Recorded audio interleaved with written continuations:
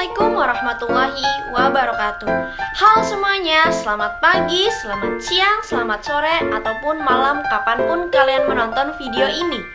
Kembali lagi dengan saya Finani Istiqomah, Prodi Keperawatan, Fakultas Pendidikan Olahraga dan Kesehatan, Universitas Pendidikan Indonesia. Di sini saya ingin menjelaskan tentang otak. Nah, bagian-bagian otak dan fungsinya akan saya jelaskan dalam video berikut. Nah, teman-teman, otak ini adalah organ paling kompleks dalam tubuh manusia sebagai bagian dari sistem saraf manusia. Otak ini berfungsi sebagai pusat pengatur dan pengendali semua fungsi tubuh, termasuk mengendalikan pergerakan, perasaan, sensasi, dan pikiran.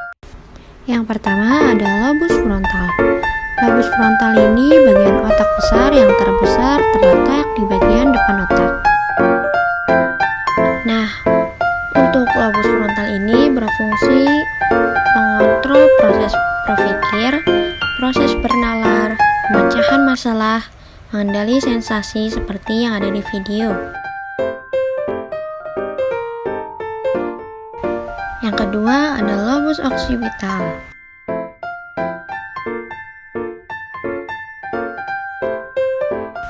Untuk lobus occipital ini berperan penting dalam penglihatan dan pendengaran ya teman-teman.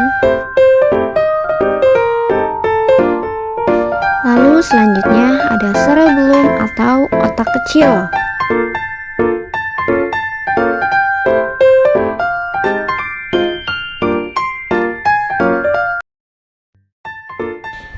Seperti pada otak besar, otak kecil ini terdapat syaraf yang memberikan sinyal kepada otak lainnya.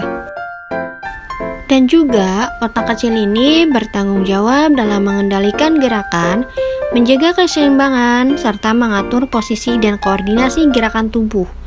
Bagian otak ini juga mengendalikan gerakan halus seperti menulis dan menggambar.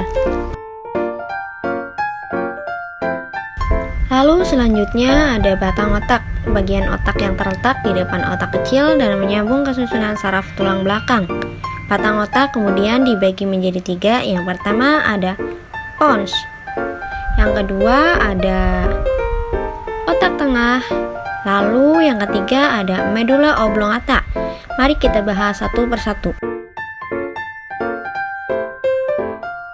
Yang pertama ada pons. Pons ini berfungsi menghantarkan informasi sensori ke otak. Lalu selanjutnya ada otak tengah. Otak tengah mengatur pergerakan mata, memproses informasi visual dan suara. Lalu yang terakhir ada medulla oblongata. Medulla oblongata ini berfungsi sebagai pusat pengaturan jantung dan paru-paru. Nah, teman-teman, lalu di bagian otak juga ada yang dinamakan dengan diencephalon. Diencephalon ini berada di dasar otak dan memiliki 3 bagian. Apa aja sih 3 bagian itu? Yang pertama ada talamus, yang kedua ada hipotalamus, lalu yang ketiga ada kelenjar pituitari. Untuk talamus ini berfungsi sebagai pemancar informasi yang datang dari sistem saraf ya teman-teman. Selanjutnya ada hipotalamus, berfungsi mengendalikan suhu tubuh, sistem reproduksi, tekanan darah, emosi, nafsu makan, dan pola tidur dan produksi. Lalu selanjutnya ada kelenjar pituitari, berfungsi mengatur kelenjar di dalam tubuh untuk bekerja.